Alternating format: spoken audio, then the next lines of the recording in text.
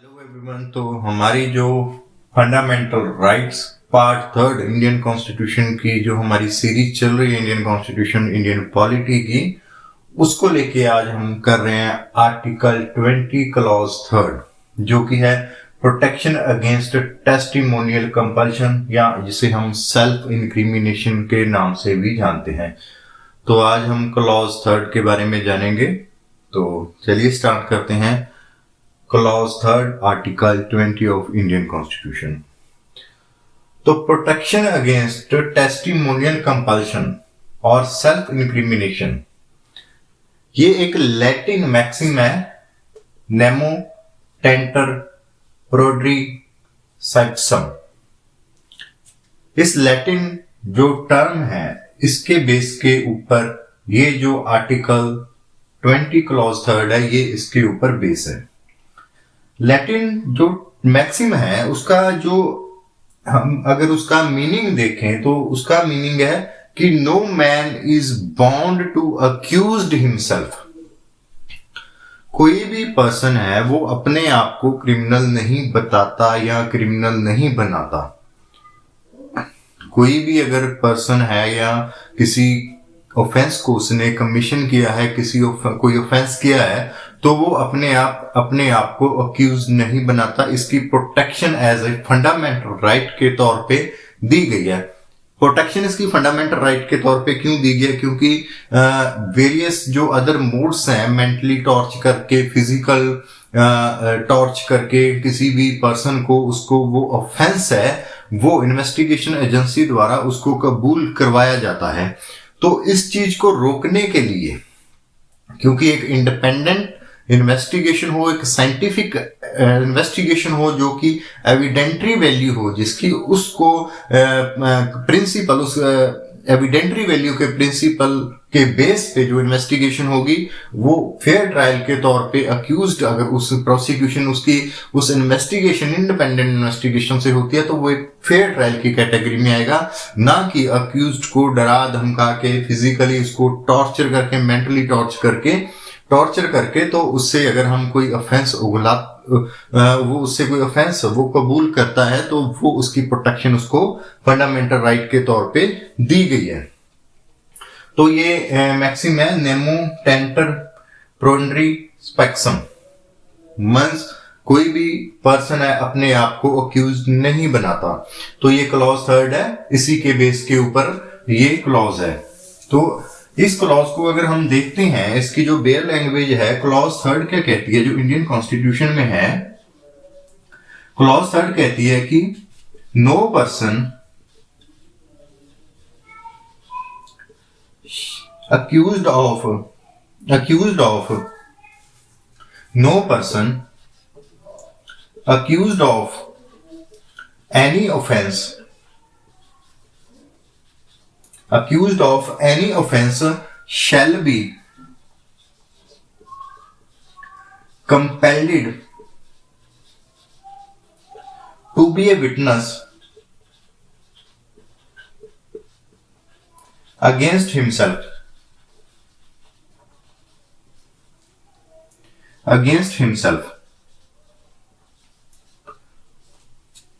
ये जो कॉन्स्टिट्यूशन में प्रोविजन दी गई है, इस प्रोविजन को हम देखते हैं तो इसमें जो मेजर कीवर्ड हैं, जो मेजर इसके इंग्रेडिएंट हैं, उसके 3 इंग्रेडिएंट होंगे।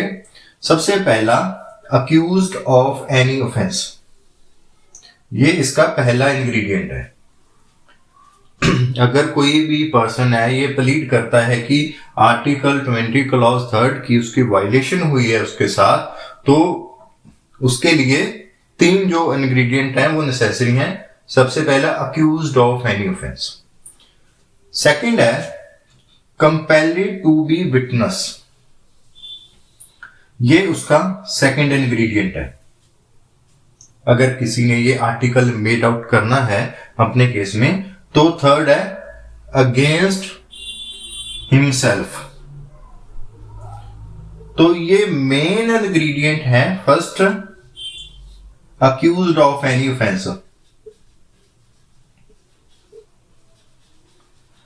ऑफेंस, सेकंड क्या है? Compelled to be a witness,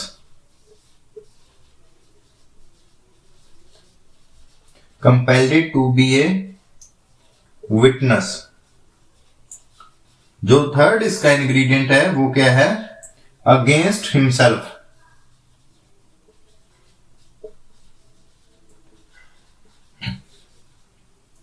तो अभी तक आपको ये समझ काफी हद तक आ गया होगा कि जो क्लॉज थर्ड है, हमें देखना क्या है कि ये जो 3 इंग्रेडिएंट हैं या एसेंशियल्स हैं वो मेड आउट हो रहे हैं या नहीं हो रहे।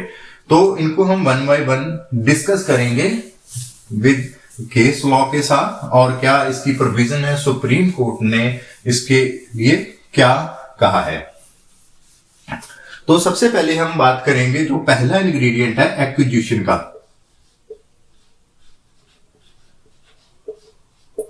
इंग्रेडिएंट क्या था? एक्विजिशन होनी चाहिए। तो ये ऑफेंस, ये जो इंग्रेडिएंट है ये आर्टिकल की वायलेशन तभी अवेलेबल है आर्टिकल के जब कोई एक्विजिशन होगा। क्या एक्विजिशन होगा? Formal acquisition, formal acquisition. तो एक्विजिशन में क्या? फॉर्मल एक्विजिशन होगा।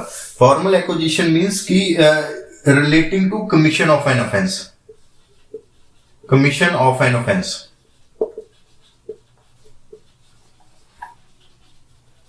अक्यूज कोई ऑफेंस करता है, उस ऑफेंस के लेके अगर उसकी जो अक्यूजिशन होती है उसको हम फॉर्मल एक्यूजिशन में क्या आएगा? फॉर्मल एक्यूजिशन कब होने में आती है? जब कोई एफआईआर हो जाती है,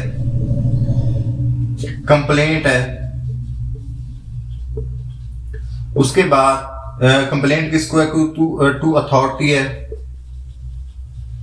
या कोर्ट में है। तो ये इसकी फॉर्मल एक्विजिशन की जो कैटेगरी है उसमें ये आता है। तो ये एक्विजिशन तभी होगी जब वो फॉर्मल होगी। तो ये जो वर्ड है accused of any offence, accused of any offence किसको इंडिकेट करता है? ये इंडिकेट करता है कि accused of any offence, of any offence. अब अगर ऑफेंस हुआ है तो उसका ट्रायल कहां चलेगा? उसका ट्रायल क्रिमिनल कोर्ट में चलेगा।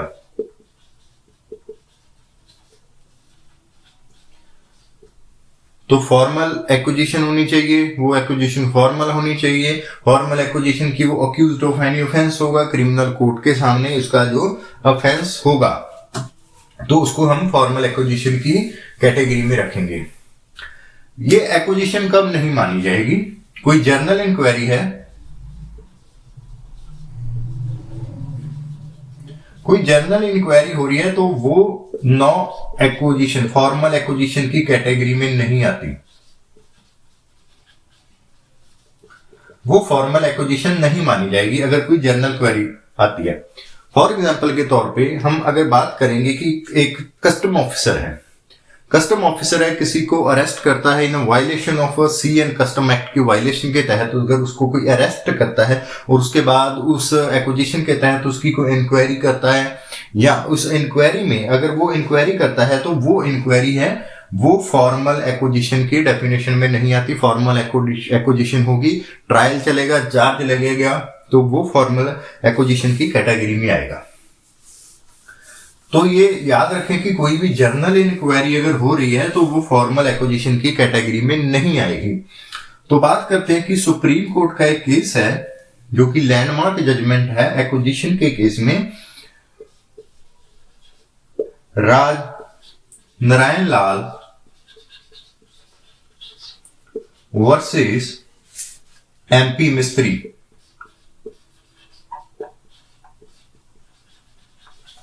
ये केस रिपोर्ट हुआ था AIR 1961 supreme court page number 28 all India repertory. तो इस केस में क्या हुआ कि जो रजिस्ट्रार था कंपनी का, कंपनी रजिस्ट्रार था, उसने कंपनी के जो मैनेजिंग एजेंट हैं उनको कुछ information certain document information furnish करने के लिए कॉल किया, जो इंफॉर्मेशन कंपनी में जो फ्रॉड हो रहे थे उसको रिलेटिंग थी। तो जो जब उनको ये फॉर्मल मैनेजिंग डायरेक्टर को जो इंफॉर्मेशन है वो फर्निश करने के लिए रजिस्ट्रार ने उनको कॉल किया, तो उनका ये कहना था कि वो इनको कॉल नहीं कर सकते। तो सुप्रीम कोर्ट का इस केस में कहना था कि ये एक फॉर्मल एक्विजिशन नहीं है, क्योंकि कोई भी इंक्वायरी है, जर्नल इंक्वायरी है, अगर कंपनी मैटर में कोई जर्नल इंक्वायरी हो जाती है तो उसको फॉर्मल एक्विजिशन की कैटेगरी में नहीं रखा जा सकता। तो सुप्रीम कोर्ट ने इस केस में हेल्ड किया, और जो ऑफेंस है, अक्यूज्ड है, वो ना तो मैनेजिंग डायरेक्टर है, वो अक्यूज्ड है, किसी ऑफेंस के अक्यूज्ड हैं, तो ये आर्टिकल 20 क्लॉज 3 के अंतर्गत ये नहीं आता। तो उसके बाद अगर हम दूसरे केस की बात करें एक्विजिशन को लेके, तो जो दूसरा केस था वो था सुप्रीम कोर्ट का Veera Ibrahim versus state of Maharashtra.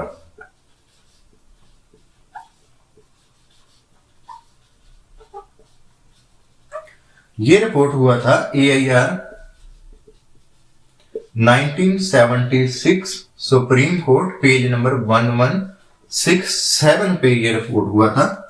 Question supreme court के सामने अगेन वही था, क्या जनरल इंक्वायरी, क्वेश्चन क्या था, जनरल इंक्वायरी एक्विजिशन की कैटेगरी में आती है?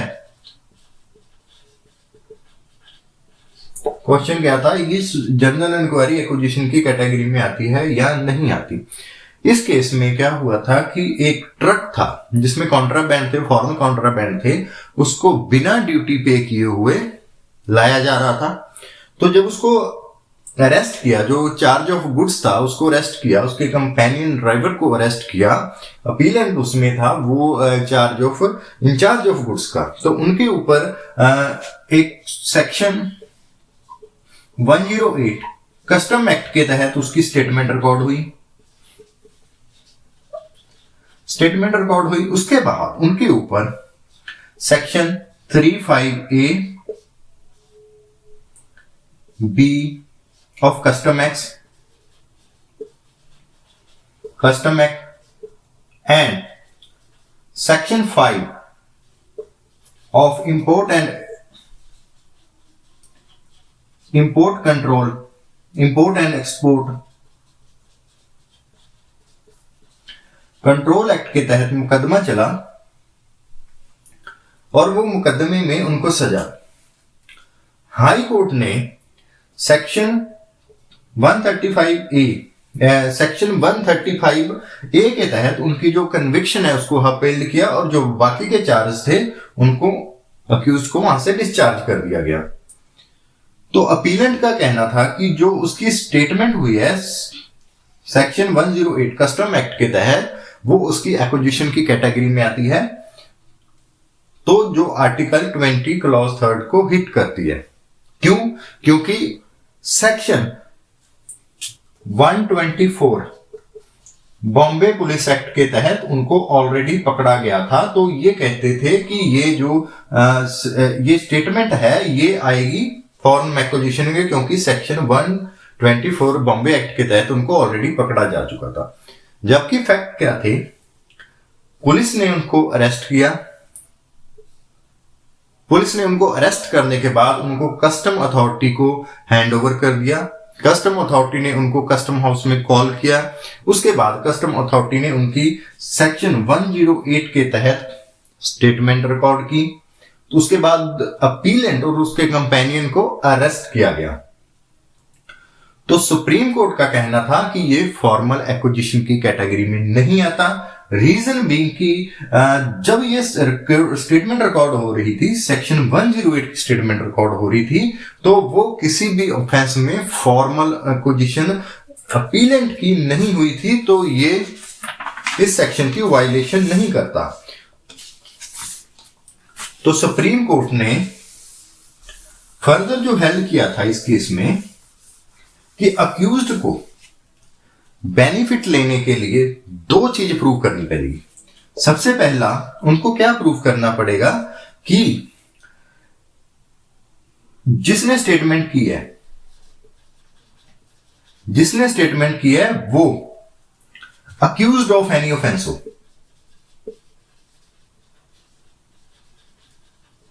अक्यूज्ड ऑफ एनी ऑफेंस हो, जबकि इस केस में ऐसा नहीं था। सिर्फ उन्होंने पुलिस ने उनको अरेस्ट किया और कस्टम अथॉरिटी को हैंडओवर किया, तो ये अक्यूज नहीं थे किसी ऑफेंस के। तो सेकंड क्या उनको शो करना पड़ेगा, अगर वो वायलेशन इसकी प्लीड करते हैं कि जो स्टेटमेंट है वो अंडर कंपल्शन है।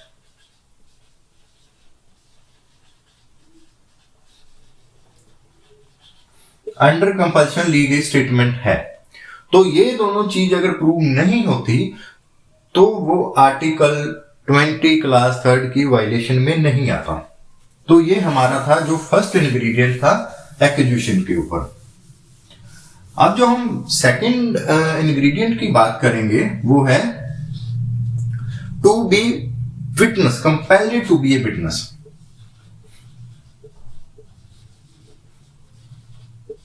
compelled to be a witness, उसको विटनेस बनने के लिए कंपेल किया गया, मजबूर किया गया। तो सुप्रीम कोर्ट की जो लैंडमार्क जजमेंट थी वो थी MP Sharma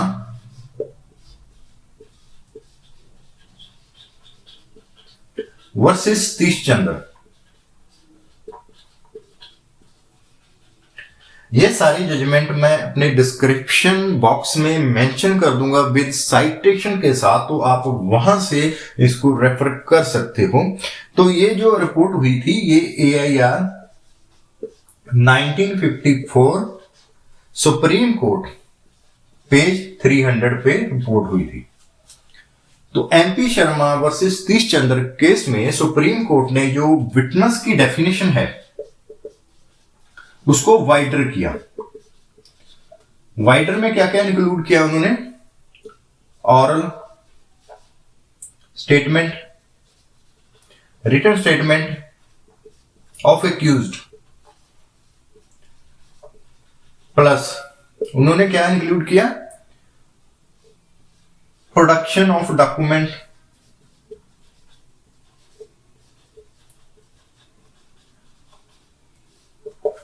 production of document को भी इसमें इंक्लूड किया।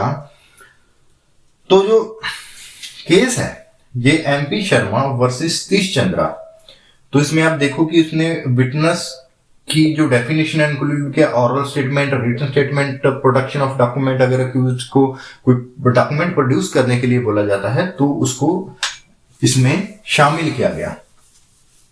इस जजमेंट को डिस्टिंग्विश किया सुप्रीम कोर्ट ने।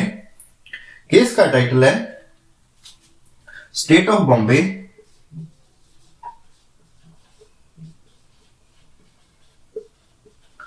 वर्सेस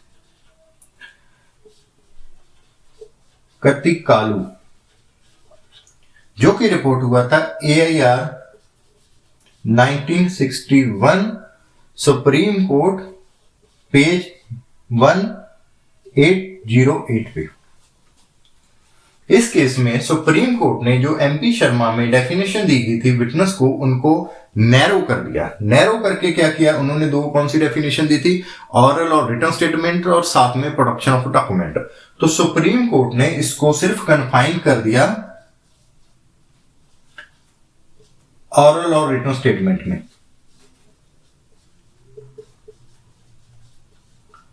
तो सुप्रीम कोर्ट ने विटनेस की जो डेफिनेशन है उसको कन्फाइन कर दिया ऑरल और रिटन स्टेटमेंट में ऑफ द अक्यूज्ड।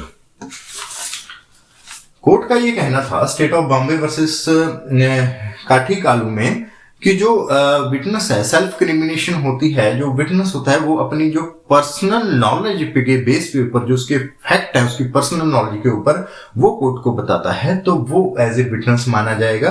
अगर मैकेनिकल प्रोसेस है जिसमें वो डॉक्यूमेंट प्रोड्यूस कर रहा है, वो उसकी पर्सनल नॉलेज के ऊपर बेस नहीं है, तो उसको एज ए विटनेस की कैटेगरी में नहीं रखा जाएगा। तो इस केस में कोर्ट ने एक काम और किया, कोर्ट ने इसमें डिस्टिंग्विश किया विटनेस टू बी विटनेस, और डिस्टिंग्विश किया कहां पे, फर्निशिंग एविडेंस,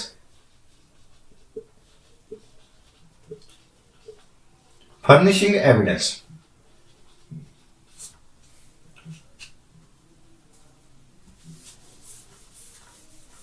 तो ये फर्निशिंग एविडेंस और विटनेस में कोर्ट ने ये डिस्टिंग्विश क्रिएट किया कि जो विटनेस है वो ऑरल स्टेटमेंट पे होगा, जो उसकी ऑरल स्टेटमेंट है वो राइटिंग में भी हो सकती है, जो कि बेस होगी उसके फैक्ट के ऊपर, और फर्निशिंग डॉक्यूमेंट जो उसके डॉक्यूमेंट उसके पोजेशन में है उसको प्रोड्यूस करना अलग कैटेगरी में आता है, वो विटनेस की कैटेगरी में नहीं आता, जो कि उसकी पर्सनल नॉलेज के बेस पे नहीं है।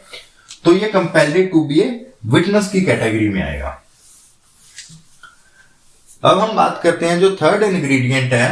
थर्ड इंग्रेडिएंट क्या है, अगेंस्ट हिमसेल्फ।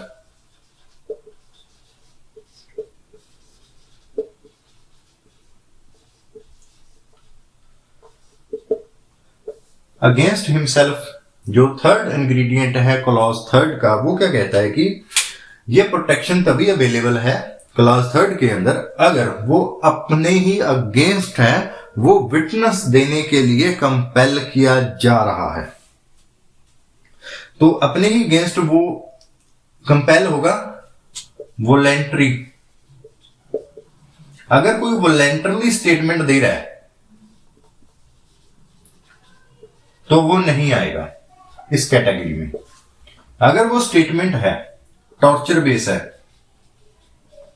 चाहे वो फिजिकल हो चाहे वो मेंटली हो, अगर वो टॉर्चर बेस्ड स्टेटमेंट है तो वो against himself, against his wish वो अपनी जो स्टेटमेंट दे रहा है तो वो हिट करेगी क्लॉज थर्ड को जाके। तो इस केस में अब बात करेंगे कि जो नार्को टेस्ट होता है, नार्को टेस्ट है, क्या वो अगेंस्ट हिमसेल्फ है, टेस्टिमोनियल कंपल्शन है?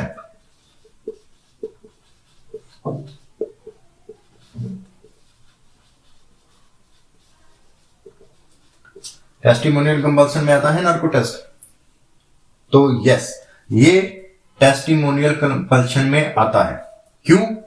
क्योंकि नार्को टेस्ट में उसको एक ड्रग दी जाती है और उस ड्रग के बेस पे उसका जो स्टेट ऑफ माइंड है उसके साथ वो टेस्ट किया जाता है। तो वो उसकी विश, फ्री विल के साथ नहीं है, वो उसको एक स्टेट ऑफ माइंड इस तरह का उसका क्रिएट किया जाता है कि वह जो वो स्टेटमेंट दे रहा है वो उसकी फ्री विल के साथ नहीं है, उसको टेस्टिमोनियल कंपल्शन में माना जाएगा। तो सुप्रीम कोर्ट ने नार्को टेस्ट में जो केस हेल्ड किया था वो था Salvi versus state of Karnataka.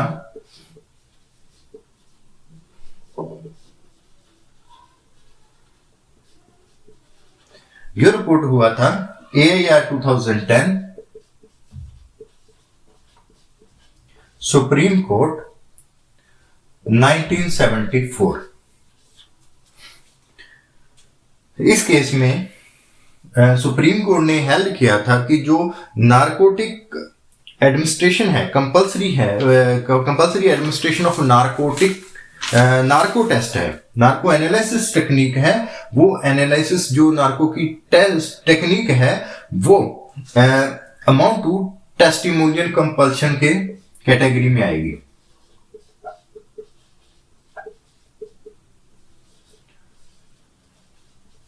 Narco technique है जिसके साथ वो टेस्ट किया जाता है, वो टेस्टिमोनियल कंपल्शन है जो कि वायलेट करती है आर्टिकल 20 क्लॉज 3 को वायलेट करती है। तो ये हमारा जो आर्टिकल 20 क्लॉज 3 के ऊपर होपफुल आपको ये समझ आया होगा। अगर आपको ये वीडियो अच्छी लगी है तो प्लीज आप इसको लाइक करें, चैनल को सब्सक्राइब